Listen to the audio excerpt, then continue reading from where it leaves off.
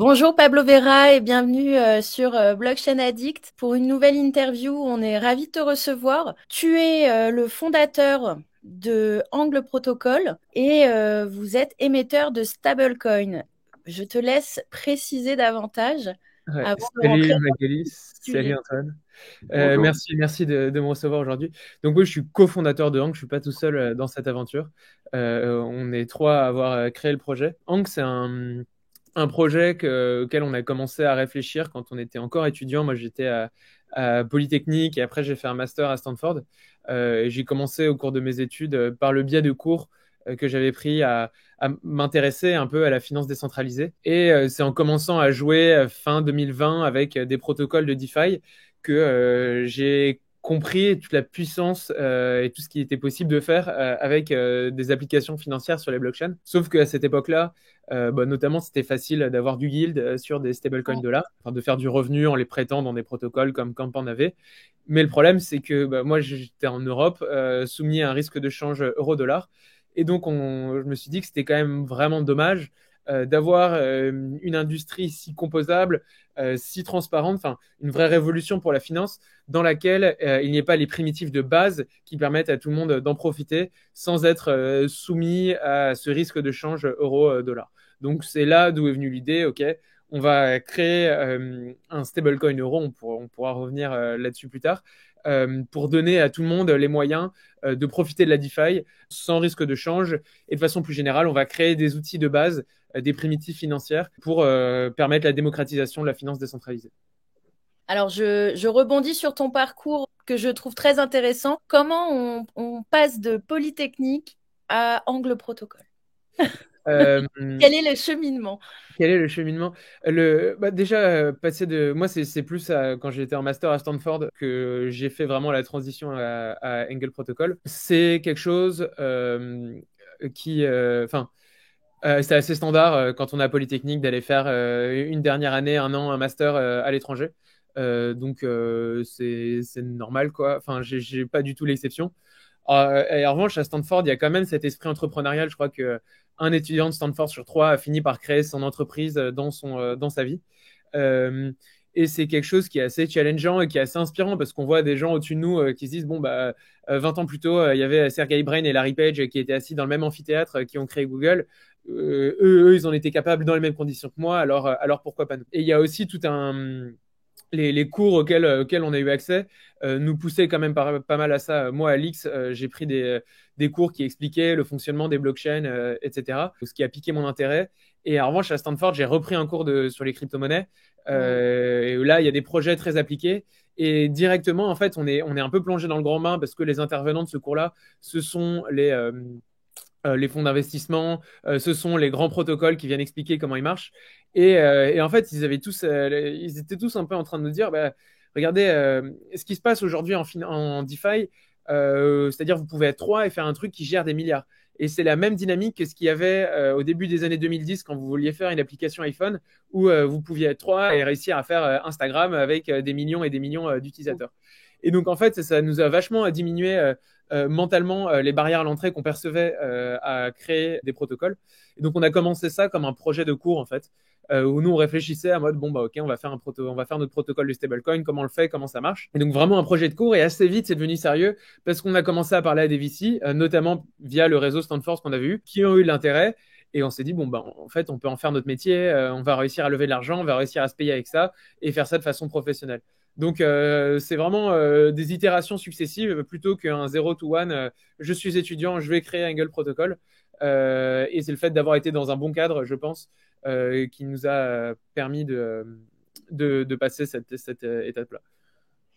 C'est super intéressant. Alors, je suis surprise et pas surprise, parce que je savais qu'il y avait un petit peu dans les écoles anglo-saxonnes, mais de savoir qu'il y a des cours sur les crypto-monnaies, on n'en est pas là, nous, en France, même si Dauphine, je crois, Paris Dauphine, qui commence un petit peu à proposer des. Oui, moi je vais donner souvent des amphis à Polytechnique, enfin dans différents types de formations, des élèves en Oui. master, des formations professionnalisantes. D'une part pour rendre un peu ce que j'ai reçu, et après parce que je pense que bon, c'est un bear market, mais je suis toujours quand même super confiant pour l'industrie, et ça se joue quand même par la formation, à arriver à avoir des talents qui arrivent à venir et à venir créer en finance décentralisée. Donc j'essaie d'apporter ma petite, toute petite pierre à l'édifice, mais c'est important que les universités françaises n'aient pas trop de retard dans la formation et que tous les talents qui souhaitent apprendre là-dedans et que ne partent pas vers les États-Unis, mais au moins qu'ils restent en Europe et si possible en France. Mm. Donc je pense qu'il faudrait que les universités s'ouvrent un peu plus à ça, même si franchement, Alix, ils étaient quand même assez en avance. Et pour en revenir à Angle, donc tu fais tes études, vous démarrez Angle et donc vous créez en quelque sorte le premier protocole de stablecoin décentralisé avec, avec un La J stablecoin. euro. Voilà. Et qui est surcollatéralisé. Si je ne dis pas de bêtises, j'ai un petit doute là en le disant. Non, il est surcollatéralisé. Donc, en fait, on a innové sur deux aspects au moment où on s'est lancé. Bon, déjà, en faisant un stablecoin euro. Et ensuite, donc nous, on fait un stablecoin décentralisé. C'est-à-dire que ce qu'il y a derrière le stablecoin, c'est pas des euros sur un compte en banque, c'est des crypto-monnaies dans des smart contracts. Et que nous, on a codé les systèmes qui permettent de garantir que la volatilité des crypto-monnaies qu'on garde en réserve est absorbée pour faire quelque chose de stable, donc la G euro en sortie. Et on a innové aussi donc sur la façon de faire les stablecoins décentralisés. C'est surtout sur ça qu'on a levé des fonds sur cette idée. On a inventé un nouveau mécanisme surcollatéralisé, mais qui essaie d'être efficace en capital. Et en fait, ce qu'il faut juste avoir compris, parce que je pense pas que ce soit très intéressant de rentrer dans les détails des mécanismes, mais c'est qu'un protocole de stablecoin, c'est pas qu'une façon d'émettre le stablecoin, c'est plein de façons différentes. Et aujourd'hui, Angle, c'est allez, trois modules principaux qui permettent d'émettre la GRO avec comme dénominateur commun qu'il y a toujours plus de réserves derrière la GRO que d'AG en circulation. Donc le protocole, il a été lancé avec un mécanisme, celui sur lequel on a innové, en novembre 2021. Assez vite, la G-Euro, en fait, il y avait d'autres stablecoins euro décentralisés, mais assez vite, la G-Euro est devenue le plus gros stablecoin euro du marché. Maintenant, on n'est plus que le plus gros stablecoin euro décentralisé, ce qui est déjà quelque chose dont on est fier. Mais surtout, la G-Euro, c'est le stablecoin euro le plus utilisé. Même si on n'est pas les plus grands en taille, 60% de volume de transactions des stablecoins euros passe par la Gero. Donc, c'est-à-dire que si vous avez déjà tradé avec un stablecoin euro, moi, il y a 6 chances sur 10 que ça a été de la Gero. Bonjour Pablo. Du coup, j'ai vu que vous étiez sur trois chaînes, sur Polygon, sur Optimism et sur Ethereum. On est sur Du coup, on plus. peut... Ah, plus encore? Vous êtes sur quelle chaîne Ouais. Alors, en fait, il y a les chaînes sur lesquelles la Gero peut s'échanger, ça, il y en a plein. Et il y a les chaînes sur lesquelles la Gero peut être créée nativement, ça, il y en a 5. Ethereum, Polygon, Optimism que tu mentionnais, Arbitrum, Avalanche. Et là, on s'oriente aussi vers un déploiement sur la Binance Smart Chain, enfin la BNB Chain, sur Gnosis Chain, peut-être sur Celo, et qui sont déjà toutes trois des chaînes aussi sur lesquelles la Gero existe, mais la Gero, tu y as accès sur NIR, sur Solana. En fait, lancer un stablecoin, c'est comme lancer un standard. Donc un stablecoin, une crypto-monnaie dont la valeur est stable, sauf que c'est ça se fait plutôt bien de créer un stablecoin. C'est-à-dire qu'une fois que j'ai le smart contract, bon, bah, même moi, je peux forquer le smart contract et créer le système qui me permet de créer le stablecoin. Mais le truc, c'est que personne n'a d'intérêt à utiliser mon standard si d'autres personnes ne l'utilisent pas. On rentre un peu dans un problème de la poule et de l'œuf. Et ça, c'est. Et pour faire en sorte de créer des effets de réseau qui font que tout le monde utilise le stablecoin, c'est assez important de baisser les barrières à l'entrée pour ce stablecoin. Et baisser les barrières à l'entrée, ça revient en premier à faire en sorte que le stablecoin il soit disponible sur plein de chaînes possibles avec une liquidité pour que les gens puissent l'acheter, pour que les gens puissent trader avec, pour que les gens puissent payer, pour que les gens aient des opportunités de revenus en possédant ces stablecoins sur ces chaînes-là. Donc nous, on est chain agnostique. On fait en sorte que la Gero soit vraiment disponible partout où des gens pourraient en avoir besoin. Et on peut du coup passer par Mon Pèlerin pour passer de fiat au crypto et on peut passer plutôt de fiat à l'AJ euro avec Mon Pèlerin et s'envoyer du coup des AJ euros sur Polygon. Ouais, tu peux. Donc mon pèlerin, c'est un des on-ramp, un des on-off-ramp qu'on supporte. On supporte aussi Transac, bon, tu dois voir si tu scrolls sur les tools. Il est là. Qui te C'est vrai que permet les frais d'acheter de la sont pas GERO chers. avec ta carte bleue ou avec un virement bancaire ou de récupérer contre ton AGERO. Tu vends ton AGERO et tu récupères des euros sur ton compte en banque. C'est très pratique parce que tout de suite on ne s'expose pas au marché directement. On peut prendre son temps. c'est quand même assez pratique de passer de l'euro à l'AJ euro sur une chaîne Ouais. et de pas tout de suite acheter un actif parce que souvent on est forcé à acheter l'actif directement avec les euros. Cette solution est quand même très pratique et elle n'existait pas. Donc, très, très sympa. Après, le problème avec ça, c'est que tu te fais un peu, tu payes des frais de transaction. Il y a des façons, mais ça implique d'être un user un peu plus avancé pour convertir ton euro fiat en AG euro. Mais ça implique une étape en plus, notamment. Et sur les AMM, vous vous retrouvez à peu près sur les plus gros AMM? Ah Uniswap, ouais, on est partout. Ouais, ouais, on est partout. Peut-être un peu moins sur Balancer, mais Curve, Uniswap, et sur des AMM sur plein de chaînes, KerberSwap. Il y a plein de trucs sur Arbitrum, Chronos, Ramsès, etc. SushiSwap aussi. On est vraiment partout. Ouais. d'accord. Et vous avez été attaqué, vous subissez des hacks, vous avez Euh, subi des attaques donc nous, sur, non. Nous, ça fait un an et demi, même, enfin quasiment ouais, un an et demi un plus d'un an et demi que le protocole est live. Il n'y a eu aucun hack sur le protocole. Le protocole, enfin, ouais, il n'y a eu aucun hack sur le protocole, on n'a jamais eu aucune alerte. En revanche, on sort de quelques mois pas très agréables parce que le protocole, il prêtait une partie de l'argent qu'il avait sous gestion, il le prêtait à d'autres protocoles, selon dans un des modules. Et on s'est retrouvé à avoir prêté de l'argent à Euler, qui est un protocole de lending qui s'est fait hacker, dans lequel Angle avait 17,6 millions d'USDC. Et du coup, on s'est retrouvé du jour au lendemain, ce qui était à un peu moins de 40% des réserves du protocole. On s'est retrouvé du jour au lendemain sous collatéralisé. On a failli fermer, hein, et on a eu énormément de chance parce que Il a le hack restitué. à 200 000, ouais, tous les fonds ont été restitués. Sur la partie Angle, j'aurais souhaité un petit peu savoir comment. Vous êtes une DAO également. Ouais, donc moi je suis cofondateur du protocole, cofondateur de Angle Labs, qui est une société qui contribue au protocole, mais on n'a pas du tout de majorité du pouvoir de vote. C'est comme tu disais, c'est un protocole qui est géré par une DAO, et donc tout ce qui est fait au niveau du protocole est voté avant d'être implémenté on-chain, et ça depuis le début, depuis le lancement du protocole. Et comment comment vous l'avez mise en place, la DAO, sans rentrer forcément dans les termes techniques, ce que j'entends pour avoir un side project ou pareil, on souhaite mettre en place une gouvernance. Comment vous avez mis en place l'exercice de la gouvernance, qui n'est pas si simple, Euh, je trouve, il y a pas mal d'itérations. C'est quand même toujours un bon sujet de recherche. Mm. Euh, Parce que c'est dur, il y a quand même bon, on a essayé de faire en sorte que tous les intérêts soient alignés, mais il y a un manque de. En fait, être actif dans une DAO, c'est quelque chose qui requiert un travail à temps plein. Pour comprendre tout ce qui se passe, comprendre quels sont enfin, quelle est la chose la plus bénéficiale pour le protocole. Donc nous, on joue énormément sur la transparence.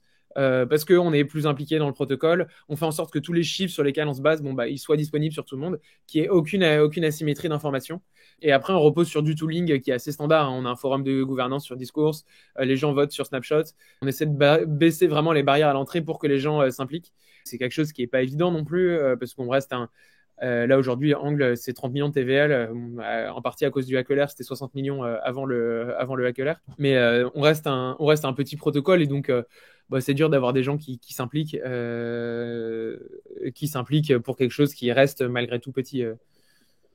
Oui, oui, et puis d'avoir des gens aussi qui ont conscience des différents enjeux des parties qui participent au projet. Ouais, mais bon, moi je suis assez content quand même de la qualité des discussions de gouvernance. On a quelques acteurs qui comprennent très bien ce qui se passe dans le protocole, et c'est quand même cool d'avoir des gens qui comprennent ce qui se passe Mhm. et qui agissent, enfin, tous les. En fait, on arrive à travailler en bonne intelligence, qu'on n'est pas une DAO qui est sclérosée par des problématiques de politique, de gouvernance, comme ça a pu être le cas chez Maker notamment. On arrive à avancer assez vite, tout en gardant une grande qualité de discussion, je trouve en tout cas, et en faisant en sorte que tous les gens qui ont envie de donner leur point de vue, ils sont entendus. Et comment, parce que donc on a Angle qui fonctionne très bien, qui a son stablecoin, sa DAO qui fonctionne également. Comment vous avez appréhendé, au-delà du hack de l'heure, l'année 2022, ce début d'année 2023, avec la régulation autour des stablecoins, côté États-Unis, ce qui permet un petit peu de rejoindre le début de l'interview où tu parlais plutôt de s'installer toi en Europe, justement. Ouais. Et voilà, j'aurais voulu un petit peu savoir comment vous avez abordé cette période un peu compliquée. Alors, nous, tout ce qu'on fait, il n'y a rien qui est fait pour les Américains. Donc, moi, c'est notre politique pour le moment, c'est que tous les produits qu'on développe, ils ne sont pas à destination des Américains. Donc, on fait vraiment en sorte d'exclure là cette partie du monde. Notre application, qui est, elle n'est pas disponible aux États-Unis. Tu peux interagir avec les contrats angles, tu peux acheter de la GRO sans citer américain, mais nous, on fait en sorte que si tu passes par des interfaces faites par Eagle Labs, ça ne soit pas disponible. Comme ça, on se limite vraiment ce risque de dérégulation au niveau des États-Unis. Ensuite, la régulation européenne, la régulation MiCA, ce qu'elle dit, c'est qu'elle dit que pour le moment, il y a une exemption pour les protocoles DeFi. Il y a une exemption pour les protocoles DeFi s'ils veulent faire, si tu veux faire quelque chose. Oui, si tu es un protocole DeFi, la réglementation MiCA ne s'applique pas directement à toi. Donc, nous, on pousse vraiment pour toujours plus de décentralisation. Aujourd'hui, si tu mets ensemble toute la team, on contrôle au maximum 25% du pouvoir de vote sur le protocole. Donc, il y a des propositions qui sont passées et ça va être de moins en moins au fur et à mesure que des angles sont émis. Il y a des propositions de gouvernance qui sont passées à l'insu de notre plein gré, donc qui ont été implémentées malgré tout. Et donc, nous, on insiste vraiment sur ça, sur l'aspect décentralisé qui nous permet d'être, en tout cas aux yeux de MiCA, de ne pas être un protocole illégal. Et decentralized in name only, ce qui est le terme qu'eux utilisent. Et après, nous, on veut être un protocole compliant. Donc, quand il y aura MiCA 2 qui va sortir, qui régulera les protocoles DeFi, on fera tout pour être dans le scope. On pense qu'on a beaucoup à y gagner à avoir pignon sur rue en Europe, que des gens comprennent et sachent qui on est, parce que nous, notre but, c'est pas que d'être un protocole de la DeFi. On veut attirer de l'argent hors de la DeFi pour nos solutions de gestion, etc. Et donc ça se fait via on passe pas mal de temps avec des avocats, etc. Et de façon prospective, on est membre de l'ADAN, de l'association, une association qui aide à la réglementation des crypto-monnaies. On rencontre tous les pouvoirs. J'ai eu la chance de rencontrer le ministre du numérique, Jean-Noël Barrot, rencontrer l'AMF, rencontrer la CPR, tous les pouvoirs régulatoires, au moins pour établir une conversation et voir comment on peut travailler en bonne intelligence. Non, et par rapport au Pardon, vas-y Antoine, Par excuse-moi. rapport à l'euro numérique, est-ce que l'AJ euro est candidat du coup pour faire partie du stablecoin euro mais européen? Pas encore, mais je pense qu'on arrivera à travailler en parallèle avec ce stablecoin euro européen. Mais je pense que c'est le gouvernement qui va le faire lui-même, la banque centrale en tout cas, et que nous, on n'aura pas trop notre mot à dire là-dessus. D'accord. Du coup, oui, tu disais, nous, on veut aller dans le sens de la régulation, etc. Mais de toute façon, c'est le but, entre guillemets, du stablecoin avec l'euro, puisque, comme tu disais, l'objectif, c'est de pouvoir l'utiliser partout. Et donc, du coup, ça sous-entend. Alors, moi, je suis pas fan je suis pas fan de ce mot, mais ça sous-entend une mass adoption, etc. Ouais, oui, si tu veux devenir systémique, il faut demain être régulé, quoi. Tu peux pas prétendre gérer des milliards et des milliards si tu restes complètement illégal. Bon, après, Tether le fait un peu, et donc c'est un peu un contre-exemple à mon propos. Mais non, je pense que si demain tu veux devenir systémique, il faudra avoir tous les mécanismes de compliance en place pour mener Le ça. market cap, le market cap de Tether a complètement remonté et a Ouais. récupéré toute la liquidité. C'est impressionnant. Il revient presque à son Ouais. ATH. Et Pour qu'en moi, penses-tu? pour moi, ça montre que la réglementation actuelle, en tout cas au niveau des États-Unis, n'a pas été bien appliquée. Aujourd'hui, le régulateur américain, il est censé protéger le consommateur. Il protège le consommateur en interdisant des stablecoins qui marchent bien, comme le BUSD. Il protège le consommateur en ne régulant pas des trucs qui sont des scams obvious, donc tout ce qui est memecoin, le PP, le Shiba, le Dogi, qui sont des trucs qui sont des trappes à retail où des gens vont perdre leur argent. Ces choses-là qui ne sont pas des securities, bon, ça c'est vrai, mais c'est pas interdit, alors que des trucs, des projets qui sont beaucoup plus sérieux, eux, je pense aux tokens de gouvernance, des trucs décentralisés, ça devient illégal. Et pour moi, là, il y a quelque chose qui ne va pas, quoi. Que du coup, les gens se retrouvent à devoir utiliser l'USDT, à acheter des merdes, hein, je suis désolé du mot, mais des meme coins qui sont des trucs où des gens perdent leur argent. C'est qu'il y a un truc qui va pas, je trouve. Mais en même temps, je sais que c'est quelque chose qui est compliqué, et là, moi, c'est juste un constat de quelque chose qui va pas. J'ai pas de solution immédiate, mais en même temps, enfin, j'ai pas de solution pour faire en sorte que ça soit mieux. Mais en tout cas, je trouve qu'il y a un peu deux poids deux mesures et c'est pas normal. Et le DAI, sur cet aspect, qu'en penses-tu? Ah, le DAI, c'est un excellent stablecoin. Je trouve que c'est très bien géré. MakerDAO, bon, c'est quelque chose qui met du temps à avancer, etc. Mais je trouve que ça va plutôt bien. Ils font que des bons choix. J'aime bien la direction dans laquelle ils vont. Là, ils vont augmenter le taux sur leur DAI Savings Rate, s'ils ne l'ont pas déjà fait, à 3,3%. Et donc, nous en fait, moi, je crois au concept de la finance décentralisée, mais je crois encore plus au concept que j'appelle d'open finance. Aux applications financières sur les blockchains, tout n'a pas à être décentralisé. Et je pense que le monde des applications financières sur les blockchains, donc de l'open finance, gagne à être de plus en plus lié avec la finance traditionnelle. Et ça, Maker, ça a été les premiers à permettre de réaliser ça en prenant en collatéral des actifs qu'on appelle des reward assets pour emprunter, qui permettent d'emprunter du DAI. Ils ont été vachement en avance sur ça, Maker, et ils continuent d'innover. Et c'est eux, pour le moment, c'est eux qui sont en train de permettre une vraie meilleure intégration entre la finance décentralisée et la finance centralisée. Donc, je pense qu'ils sont toujours novateurs, qui sont toujours assez forts, en fait. D'accord.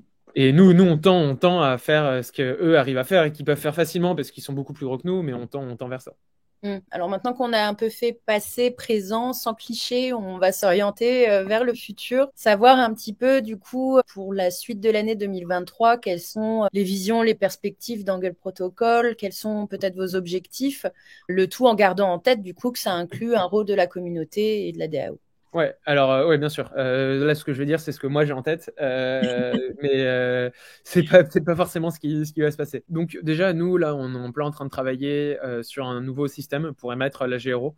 Notre vrai learning des derniers mois, bon, il y a eu le Hackler, mais c'est surtout le DPEG USDC pour lequel aucun protocole de stablecoin n'était vraiment préparé. Et donc, on a publié un papier, enfin un white paper pour un système qui s'appelle le transmuteur, qui est une sorte d'itération sur les protocoles de stablecoin, enfin sur les price stability modules des protocoles de stablecoin décentralisés. En gros, on veut rendre le protocole Angle vraiment autonome, résilient, fiable, de sorte à ce que ça puisse marcher, même en cas de Black Swan Event ou l'USDC pète ou les actifs collatéraux qu'on a en réserve ne répondent plus aux mêmes critères que ceux pour lesquels on les avait intégrés. Ça, c'est la première priorité. Et ça permettra de positionner la Gero comme un basket de différents stablecoins qui est plus stable, qui est plus fiable que n'importe quel des actifs lui-même dans le basket. Donc, notre but, nous, c'est que si vous possédez un stablecoin euro, vous soyez mieux à posséder de la Gero parce que la Gero diversifie le risque entre plein de stablecoins euros d'une façon avec des circuits de breakers et d'une façon super prévisible, etc. Ensuite, il y a tout un aspect sur la gouvernance où là aujourd'hui on veut un peu améliorer notre système de gouvernance qui pour le moment ne se fait pas complètement. Le vote, les gens votent sur Snapshot et après les votes sont implémentés on-chain par différentes multisig, avec des grosses majorités, hein, il faut des 4 sur 6 pour implémenter les changements. Donc nous, ça va être de placer tout le protocole, toute la gouvernance on-chain, c'est-à-dire que le protocole puisse exister même si les membres de la multisig venaient demain à mourir.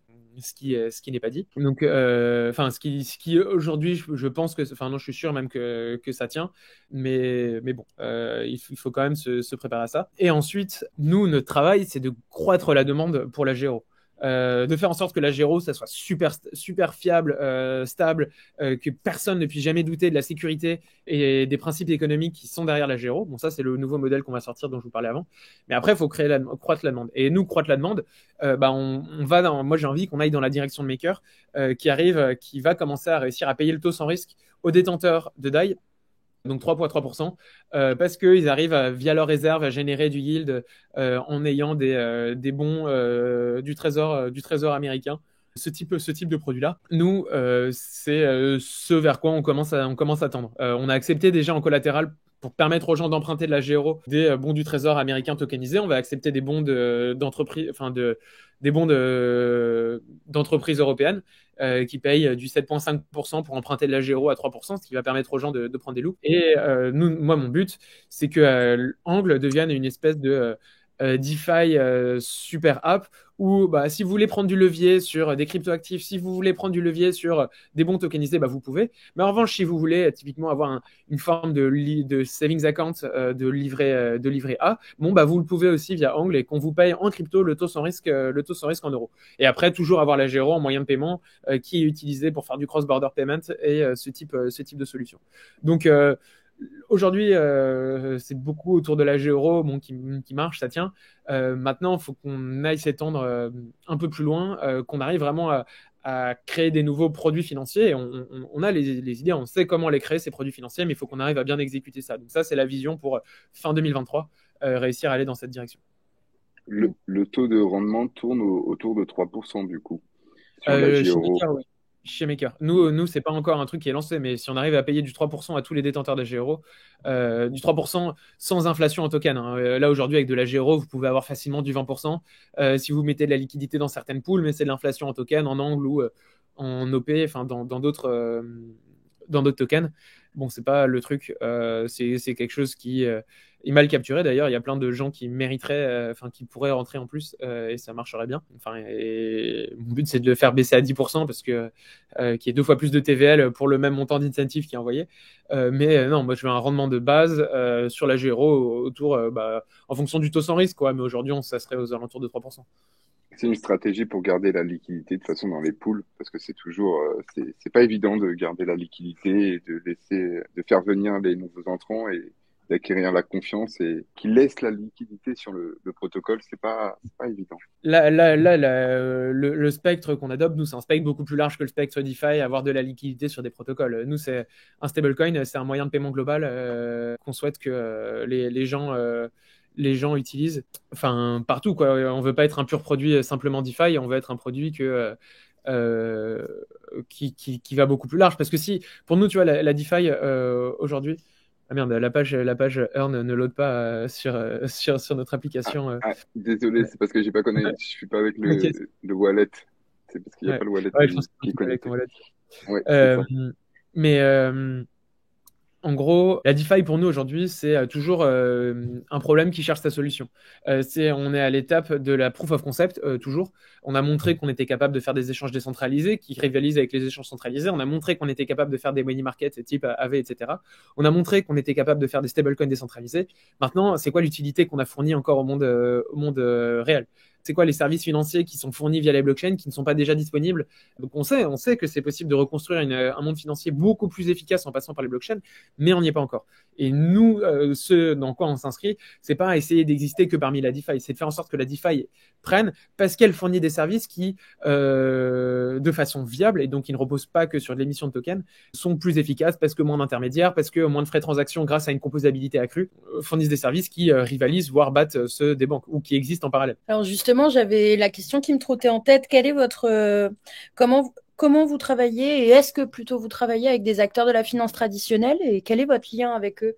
Donc oui, on travaille avec des acteurs de la finance traditionnelle. On parle pas mal avec Forge, avec la Société Générale. À ce stade, c'est un peu plus quelque chose d'exploratoire, quoi. On apprend à se connaître et on explore ensemble. Mais bon, tu vois, on travaille aussi avec des stablecoins centralisés ou enfin avec indirectement, on travaille avec des BlackRock, même si enfin on leur parle pas directement, mais puisqu'on travaille avec des actifs BlackRock tokenisés qui permettent d'emprunter de la GRO. Et je pense qu'il y a beaucoup d'ouverture de tous les côtés, quoi.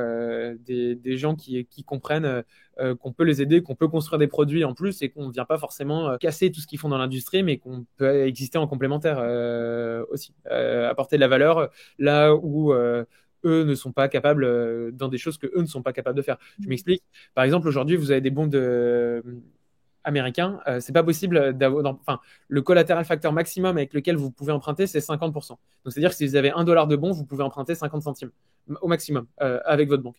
Aujourd'hui, en DeFi, grâce aux mécanismes de liquidation, grâce à tout ce qu'on a appris avec les protocoles de stablecoin, avec les protocoles de lending, c'est possible sans prendre des risques en plus, sans prendre trop de risques en plus, de vous permettre avec $1 de bond d'emprunter jusqu'à 80 centimes par exemple. Et ça, c'est clairement une amélioration. Et ces gens-là, ces acteurs traditionnels, sont sensibles à ce type d'amélioration apportée par la finance sur les blockchains. Vous êtes sur AAV V3? Sur Polygon, oui. Ouais, d'accord. Donc on peut déposer de l'AJ-Euro, après réemprunter et se réexposer. On peut Exactement. faire une Ouais. boucle. Tu Tout à peux, fait. tu peux. Et il y a un bridge, et du coup, vous passez par Layer 0 pour le bridge? Alors nous, on est agnostique, c'est-à-dire que on part du principe que tous les bridges vont se faire hacker à un moment ou à un autre. Ah, j'aime bien. Moi aussi, Et on part du c'était principe. sur la sécurité que je voulais revenir des bridges, parce que je trouve que Vitalik, il l'avait dit, hein, il l'avait dit Ouais. que sur les bridges, et du coup, je regarde beaucoup, et il y a vraiment des sommes hallucinantes qui se sont fait voler sur des hacks Ouais, bah, de bridge. Et j'aurais voulu en savoir un peu plus ce que tu en pensais. bah, tu regardes historiquement les plus gros hacks, c'est les hacks de bridge. Donc nous, on a différentes pour faire le système de bridge de Angle, on a différentes contraintes. De un, chaque bridge, lui, peut émettre sa version de la GRO. Tu vois, si tu utilises Layer 0 et multichain, tu peux avoir le LZ AGRO et le multichain AGRO. Nous, ce qu'on veut, c'est avoir un seul standard de la GRO sur une chaîne donnée. Donc, que tu ne poses pas la question, ah, j'ai quel AGRO? Non, il faut qu'il y ait un standard par chaîne. Et en même temps, il faut qu'on soit agnostique au bridge parce que vu que les bridges vont se faire hacker, il faut qu'on soit capable de diversifier le risque pour les utilisateurs en termes de bridge. Et donc, le système peut supporter différents bridges. Et en plus de ça, pour un bridge qui est supporté, donc par exemple Layer 0, qui est celui qui est utilisé dans notre lab sur laquelle tu es, on met des limites par heure et des limites globales sur ce qu'il est possible de bridger d'une chaîne à une autre. Comme ça, si le bridge se fait péter, bon, bah, la seule chose que le protocole et que le détenteur de stablecoin peuvent se faire voler, c'est ce qui est bridgeable dans une heure. Parce qu'après, le temps que ça se passe, bon, bah, tout peut être posé. Tout peut être posé assez facilement. Et donc voilà, c'est quelque chose qui, pour nous, on rigole pas du tout avec la sécurité. Nos contrats, ils sont moult fois audités. Et on rigole pas trop non plus avec la sécurité des bridges, encore moins parce que bon, bah, les faits montrent qu'il faut se méfier. Et donc, il faut construire un système qui, tout en préservant une bonne expérience utilisateur, ce que je pense qu'on a réussi à faire, te permettre de garantir que, bon, si jamais ça va mal, ça va pas trop mal. Genre relativement, on perd peu par Vous rapport à pouvez tout. limiter la casse. Vous pouvez On peut limiter limiter la la casse, casse, en mais fait. sensiblement, très très très sensiblement. Tout est clair. Je connaissais déjà, mais ça me rassure énormément tout ce que tu as dit. Et là, quand on va sur cette page CoinGecko, les chiffres ne sont pas forcément à jour. Ouais, ils sont pas forcément à jour parce qu'ils prennent pas en compte ce qu'il y a sur d'autres chaînes. C'est quelque chose qu'il faut qu'on fixe avec le HackerLayer. L'état du protocole a un peu changé, donc pas mal de gens qui lisaient les analytics du protocole, bon bah ils ont plus forcément des données à jour. C'est globalement l'ordre d'idée, enfin surtout sur la market cap quoi. C'est l'ordre d'idée, mais c'est pas parfaitement C'est pas à jour. à jour. Ouais. Et c'est quelque chose Ouais.